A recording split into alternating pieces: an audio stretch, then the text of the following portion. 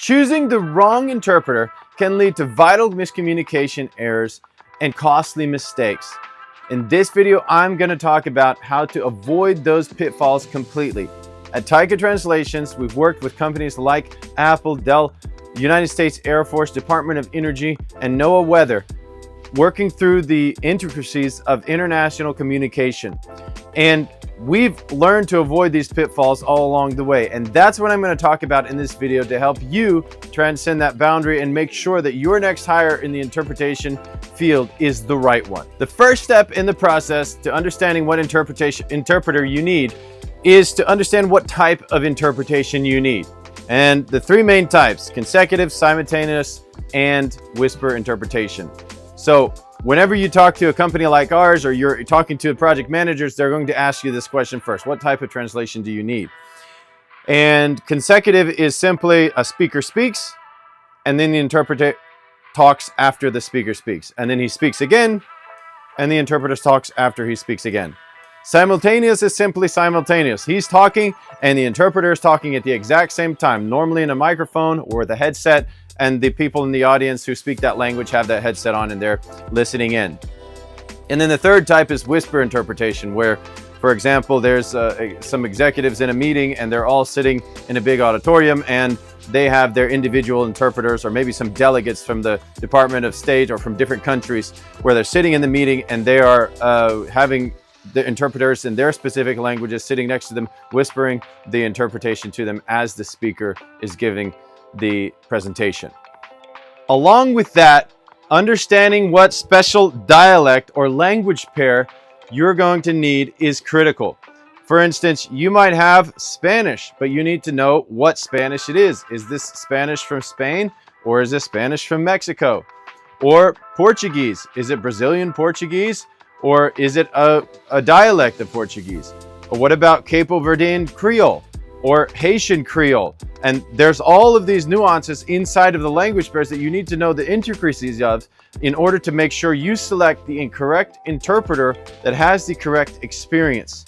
With that detail, there's one more very important detail, is that it not only does it have to have the interpreter need to have the correct dialect and the correct language, but they need to have the correct specialization within that dialect. So if you have an interpreter that speaks the dialect and the language and the dialect in that region, but they don't have the specialty, for example, they're talking about pharmaceuticals, or they're talking about legal matters, or they're talking about marketing material, or product-specific content.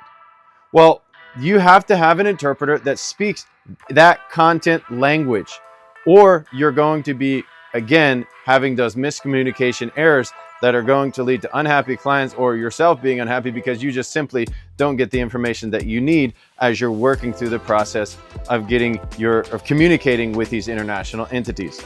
So this is the first section, and those are three elements of it. Now we're going to the second.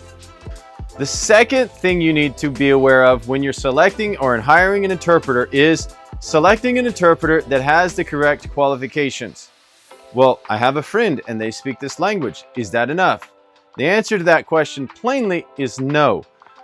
However, they may be able to communicate in that language, but they don't have the certification necessary or the training necessary to be qualified as a professional interpreter. And there is a big difference between somebody who simply speaks a language and somebody who can actually relay that message, the information in the new language or the target language effectively as you're trying to transcend these linguistic barriers.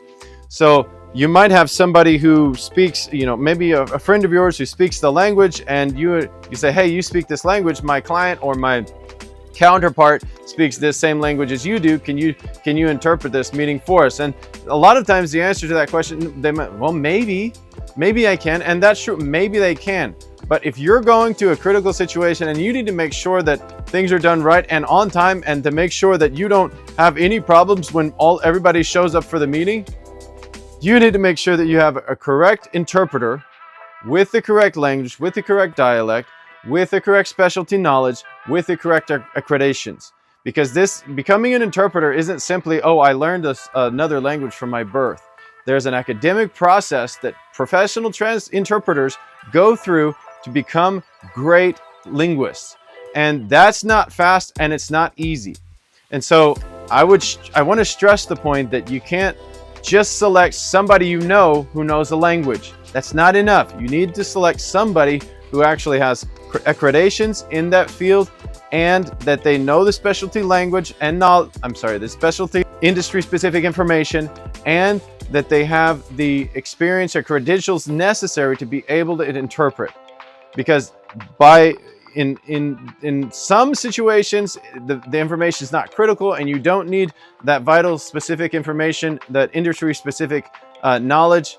But for a large part, and what I've seen over the years in interpretation, you do.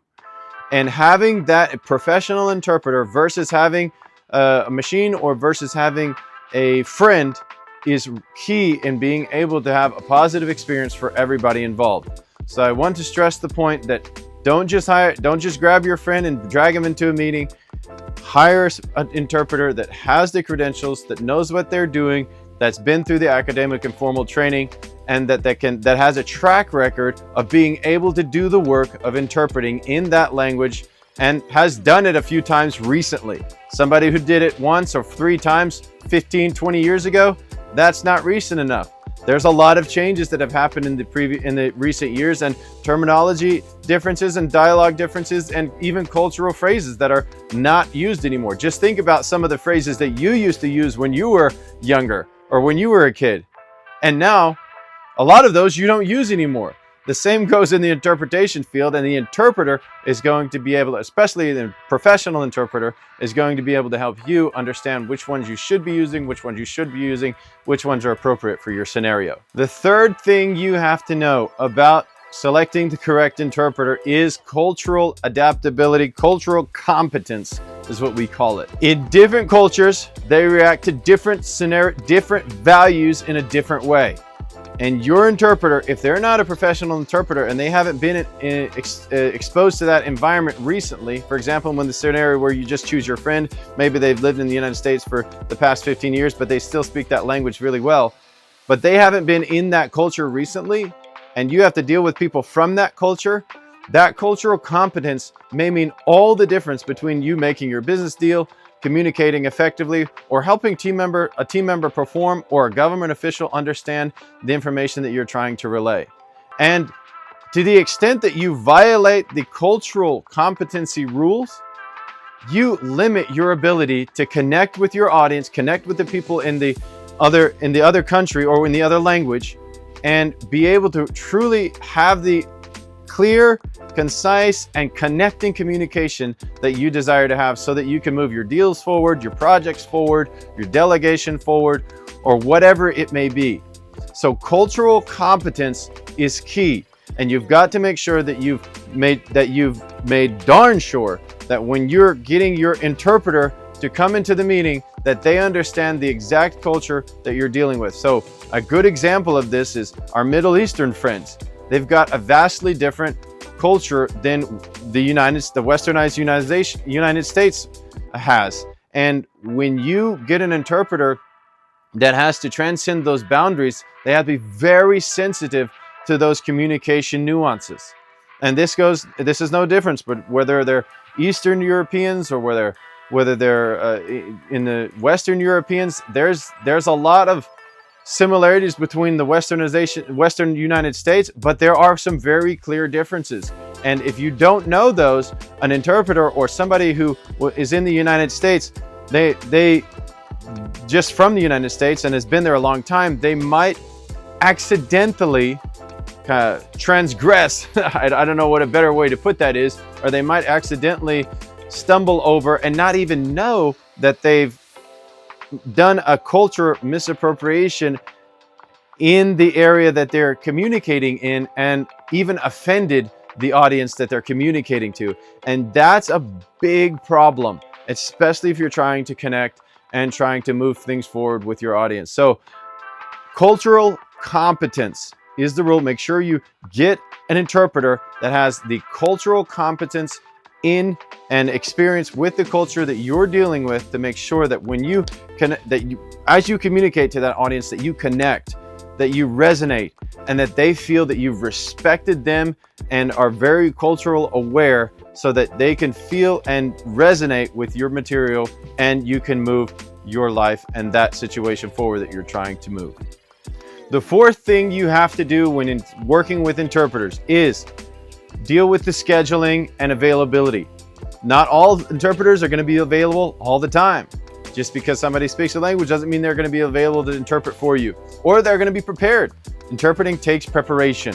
So scheduling availability is a big factor. So you need to make sure that you schedule 2 weeks in advance, and in some cases longer, because you're going to have to, if there's going to be a longer event and it's going to be multi-day or multi-week sessions, then you're going to need to take the time and ensure that you have scheduled that interpreter well in advance to make sure that they have the time to prepare for the event, that they can review materials, make sure they've got right terminologies, make sure they've got right information up to date, and that they can go over things with you where they have questions before this thing starts, so that you have the best chance of connecting the most solid way with your audience. So scheduling and availability it sounds like a small thing and it's kind of logical, but it's very important in the process of selecting the right vendor to make sure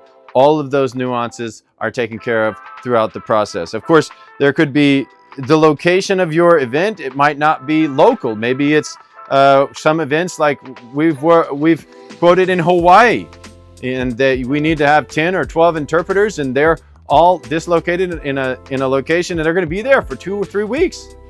And you've got to make sure that when you're thinking about your interpreters and getting them to the meetings, that you're considering the cost that you're going to be spending on them to get to the meetings, to travel to and from the meetings, to go maybe fly to another country, and then the room and board and all of those things. Sometimes we can get vendors that are available in those countries that have the specialties that are necessary, but sometimes the specifications require that these vendors are from the United States and that they need to have those qualifications or security clearances from there.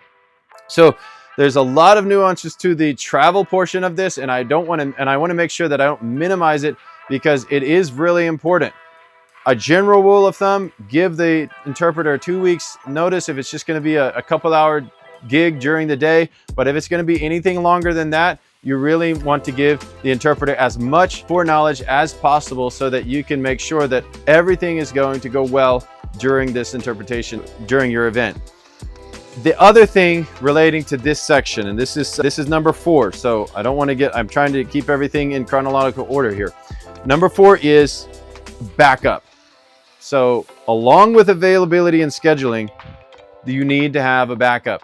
So if you don't have an interpreter, you just have a friend and they get sick 2 days before your event, what are you going to do?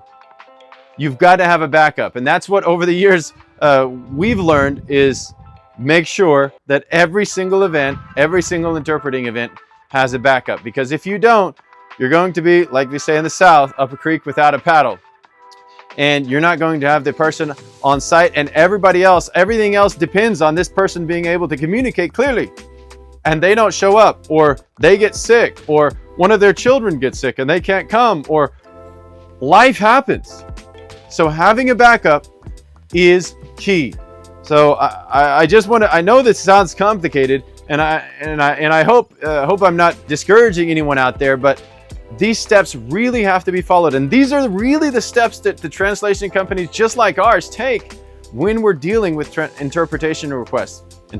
I know I said translation, but I mean interpretation or translation requests, but we're talking about interpretation.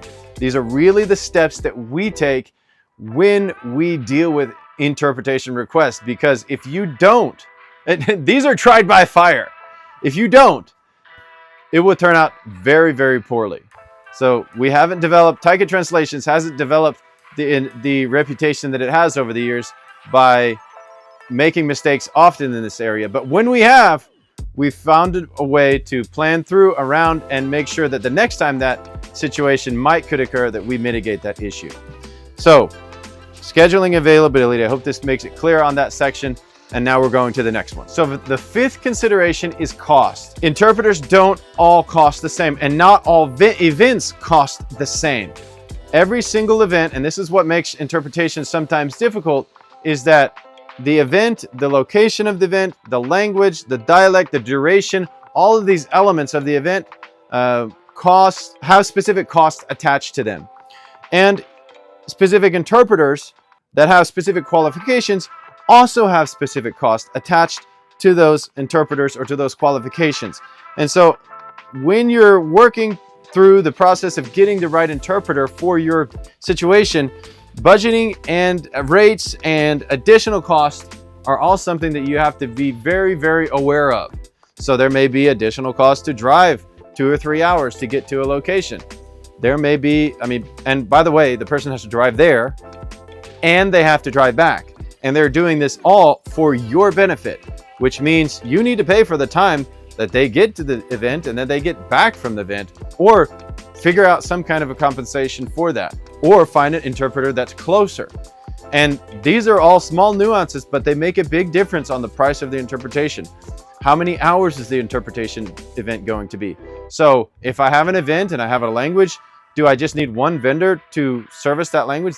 No, because believe it or not, talking nonstop all day is very difficult.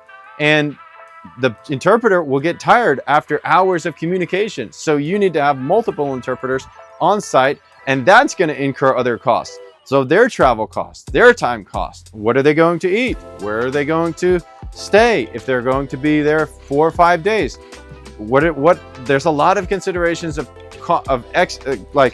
auxiliary costs associated with a process of any event and any interpretation. So I can't stress this enough. When you're hiring an interpreter, you have to know all the details related to all of the cost scenarios so that you can make sure that you don't miss one, violate one, or just end up offending your interpreter and they just decide not to come because you have not considered the cost of what their travel is going to be, or their stay is going to be, or how they're going to make sure that they have food to eat, because sometimes these events, they're way out in the middle of nowhere and there's nowhere to eat. So what are they going to eat? How are we going to make sure that they're there? They're going to be there for 12 hours. And so then there's also overtime costs. They worked for 8 hours. You've got multiple interpreters, so they work for 8 hours and then they have to stay an additional 4 hours. How are we going to cover those costs? So the cost consideration is a vital aspect of figuring out how to get the right interpreter, who the interpreter should, or how many interpreters you need to be fulfilling this requirement, and then making sure that you've got all of those small details taken care of. So finding the right interpreter is all about the details. And so making sure that you have the correct cost considerations is key. So answer all of those questions for yourself and for your vendor. That way, as you hire your next interpreter, you'll be ready to go. Okay, step number 6 in choosing the right interpreter: legal and ethical considerations. And that is confidentiality and certification. So if you're going into a legal scenario or you're going to a medical scenario, they need to have the HIPAA, they need to have the legal certification to be able to do the interpretation. They also need to have a non-disclosure agreement, and they also need to have a confidentiality agreement. And these all have to be in place before you take on that interpretation gig. As well, there is a degree of neutrality or impartiality. So if you have a friend or you have a close relative or somebody who you know that can speak the language, it's not always that they're going to understand the professionalism level of being impartial or being neutral, of being able to communicate exactly what they said, no matter how offensive or how wrong it was that person said it. And it's really important for the interpreter who's doing the job to understand his role, his responsibility. And that's why a professional interpreter is key for fulfilling that, who has the agreements in place, who has the legal background and understanding, who has the certifications and qualifications required to be able to do the interpretation. So it's not a huge section, but it's very, very important that they have the legal and ethical understanding of what is correct, what is appropriate, and their obligation to communicate exactly what the person said without their own biases or without their own influence on what they think the person should have said. And this is a big factor. I remember one scenario where it was a terrible situation, where a Ukrainian refugee came to an event, and one of the people in the event was very anti-Ukrainian war, and I'm not for the situation of there, and I am not speaking anything as to who should do what, but the point is regarding the interpretation part. Somebody came over and started telling them how fake the war was and how bad it was that everything was going on, and how the media was just lying to everybody, and the guy had just come from the war zone in Ukraine, him and his family, and they were in Canada, and they were just at this event, and this person came over and was just railing on them like, this is all fake, there's nothing going on there, you guys are all just shooting at each other. And the interpreter was standing there like in shock, like, should I say that? Because if I say that, it's going like to offend this person. And actually it was not the ideal scenario, but I just say that to kind of demonstrate the point that you've got to have the right person doing the job, because if they're not, you have very serious risk of legal ramifications or certification ramifications, because people, they simply don't understand their responsibility relating to the interpretation they're doing. So when you select your interpreter, you need to make sure as well, and this is a small consideration, but it is a consideration that you need to have in your arsenal as you select your interpreter, and that is making sure that they can handle the equipment requirements. So there's microphones, headsets, booths where the interpreter is going to sit and do the interpretation, or if he's going to follow the person around, they need to be able to utilize the technology that you have or work with the minimal technology that's in the facility. So it is a small requirement, but it is something that you need to make sure that you're aware of and that you address as you're selecting your interpreter. So when you're bringing on a new interpreter, evaluating and testing is key. Somebody says, well, I just sent an email out to a bunch of people online somewhere, and I got these replies back, and they said they're professional translators. They sent me their profile. They look good, and so they must be good. I must just be able to believe everything that I see online. We know that's not true. Abraham Lincoln said that. So conducting a trial, do a trial for each interpreter. Conducting a trial, you must do a trial or a test for every interpreter that you employ. So then you need to make sure that they both, because you could come to a meeting. I've come to a meeting before, and not of an interpreter that we hired, but I've come to international meetings before, and I've been amazed by how terrible of an accent this interpreter has, to where we could barely understand what it was that they were saying in English. And I wouldn't say that's necessarily the interpreter's fault as much as it is the person who selected the interpreter. So very, very important. Have a sit down, talk with your interpreter, meet with him for coffee, do a Zoom call to make sure that you guys can communicate, and make sure that you understand that you have they're very clear. Their knowledge of terminology is vast, that they seem to be very quick-minded, because when they're interpreting, it's a very fast process. The person hears at the same time they're interpreting already as the person is speaking, so that as soon as that person gives a pause or a break, if they're doing consecutive, then they're going to be speaking immediately, filling in those gaps to make sure that they've got the correct terminologies, the correct verbiage. So this is very rapid. So the person you need to, if you're interviewing the person for the job, you would want to make sure that they have some basic understanding, basic communication skills. And it's no different when you're interviewing an interpreter. Take time to make sure you do an interview with the interpreter to make sure that they are everything that they say they are on paper. And the last thing I would say about this is, when you're selecting your new vendor or your new interpreter, you definitely want to get the feedback from previous clients. If they've got references, contact those references. 2-3 references is just fine. Reach out to them and say, hey, you had an experience with this interpreter. They mentioned you somewhere on their social profiles. Could you please give me your feedback from them? And that will that makes all the difference in the world and really helps you understand the professionality of each individual that you're going to hire. Last but not least, client-interpreter relationship. You cannot do good business if you do not have great relationships with the people who are working with you and helping you facilitate your meeting, your event, or whatever it is that you're trying to accomplish when you're choosing a new interpreter to help you. It might seem a little bit like douche, like we should all know this. It should be common sense, but believe me, it's not. And I've seen it that way in companies around the world. And the better relationship that you have with the people that you work with, the more likely it is that they're going to make sure that go over and beyond and help you when you need help. What does that mean? That means that you also need to go a little bit over and beyond when you request their help. You need to go over and beyond with the information that you provide to them about the event and surrounding, answering all the questions that they may have, so that the interpreter that you bring on has all the information that they need to do the best possible job for you. And I would maybe even say with you, because essentially they're not just coming on to provide a service. They're coming on to provide an entire experience and a cultural introduction and be the glue between two parties that before could not connect on the level they needed to connect so that they could move things forward, whether you're in a training session or a school session, parent-teachers meetings, or whether you're in a diplomatic session.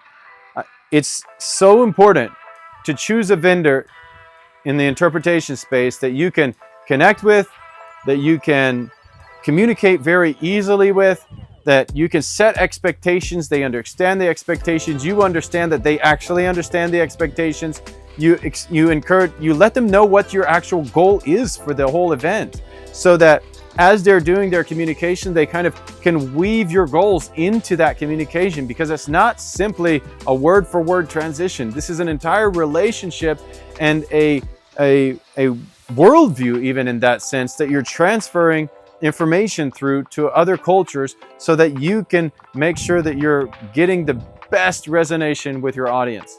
So the client-interpreter relationship, I think, is paramount. And so when you're hiring that interpreter, you have more than just, okay, this is what needs to be done, please go do it. It's more than that connection.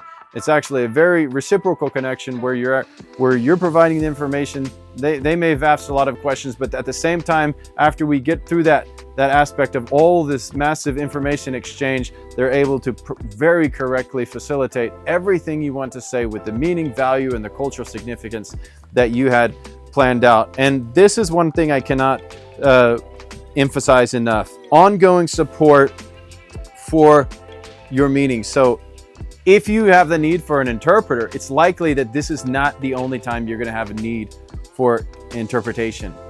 And if that's the case, you want to make sure that you develop the relationship with this person or multiple interpreters in the way that as you go through the process of building the relationships with whoever it is that's in your audience, and as you go through the process of building your business and making more aware your information to the people you're trying to sell to or build partnerships with, it's important to use the similar interpreters that you used in previous sessions, because they will be the bedrock on which you can build your communication with all of these audiences. And so I would encourage you to be very careful not to go through selecting different interpreters all the time, every time you have interchanges with all of the audiences that you're working with. If you possibly can, take one or a couple interpreters that are very familiar with what you're doing and bring them with you throughout the entire journey so that they can help facilitate the whole thing along with you. All right, so to wrap this thing up, I know it sounds like it's very daunting to get interpreters and deal with interpreters and vet the interpreters, but really it does take that much work to do it well and to make sure that your outcome is up to par with what your goals are. And so if you need help with that, Taika Translations, our company, we've been doing this for years and years and years, and we would love to help you with it as well. Give us a call. You can send us an email to projects@taikatranslations.com or go to our website and contact us through there on the contact page, and we'd be happy to help you facilitate your next event, connect with the interpreters that you need to connect with, and connect with your audience.